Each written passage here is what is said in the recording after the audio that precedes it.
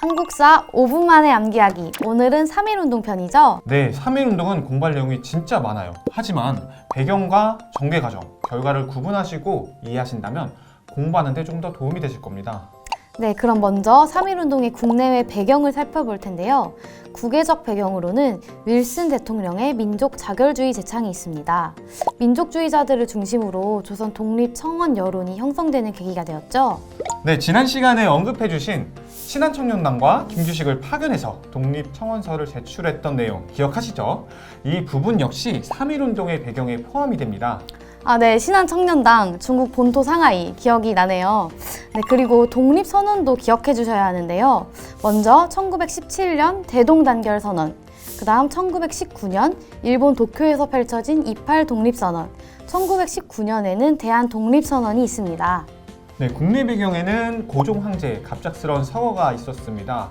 이때 고종 황제의 독살설이 퍼지면서 민족의 분을 자아낸 것이 배경이 됐는데요. 네, 이렇게 국내외적으로 독립에 대한 주장이 거세지면서 3.1운동이 일어나게 되었는데요. 전개 과정을 살펴보자면 먼저 손병희, 이승훈, 한용운 등 종교계 인사와 학생들이 연합하여 거족적인 시위를 준비하게 됩니다. 네, 이때 3대 원칙과 민족대표 33인이 결정되었습니다. 네, 그리고 최남선의 독립선언서를 기초로 기미 독립선언문이 작성되었고 각지에 배포되었죠. 네, 그리고 대망의 3월 1일 서울 태화관에 모인 민족대표들이 독립선언서를 낭독했고요. 서울 탑골공원에서는 학생과 시민들이 독립선언서 낭독과 비폭력 만세 시위 전개가 진행이 됩니다. 네, 3.1운동의 확산은 서울 등 주요 도시에서 동시에 전개가 되었고 도시에서 농촌 각지로 이렇게 확산이 되었는데요. 전국적으로 시위 규모가 확대되면서 농민과 노동자의 참여도 폭발적으로 늘었다고 하더라고요. 그래서인지 3.1운동을 일본은 엄청 탄압하게 되는데요.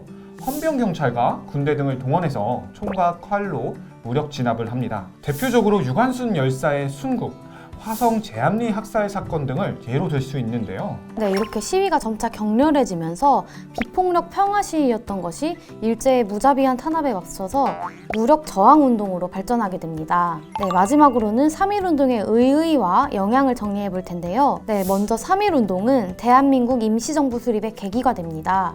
또 만주 지역에서 독립군의 무장투쟁이 활발하게 전개되는 데도 영향을 주었고요. 가장 중요한 건 일본의 통치 방식도 무단 통치에서 문화 통치로 변경이 됩니다. 게다가 세계민족 운동에도 자극을 주는 계기가 되는데요. 많이 들어보셨을 중국의 오사운동과 인도의 비폭력주의 운동에 영향을 주었습니다. 네, 오늘은 이렇게 3.1운동에 대해서 정리해봤는데요. 일제강점기에 있었던 여러 운동 중에서도 특히나 구심점이 되는 중요한 사건이라서 잘 이해하시고 공부하시면 좋겠습니다.